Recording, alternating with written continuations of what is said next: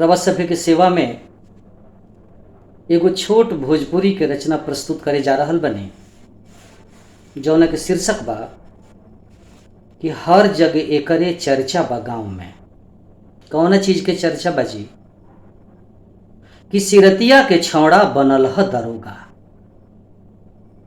सिरतिया के छौड़ा बनल ह दरोगा, अब पीरितिया के छौड़ी पढ़ावे ले जोगा।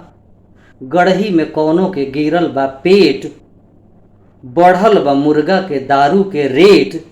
हर जगह एकरे चर्चा बा गाँव में। हर जगह एकरे चर्चा बा गाँव में। और कथी के चर्चा बा? आइल गइल बा, आइल गइल बा न्योता हकार बा।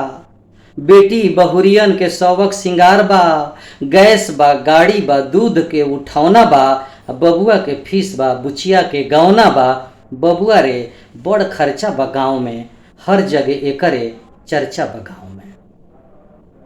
चोरी चमारी बा केस फौजदारी बा, चोरी चमारी बा केस फौजदारी बा। छोटकी मठियवा प गजबे पुजारी बा। कतो भुइहारी कतोबा रजपूती, नकटा मुखियवा लगावे लूती।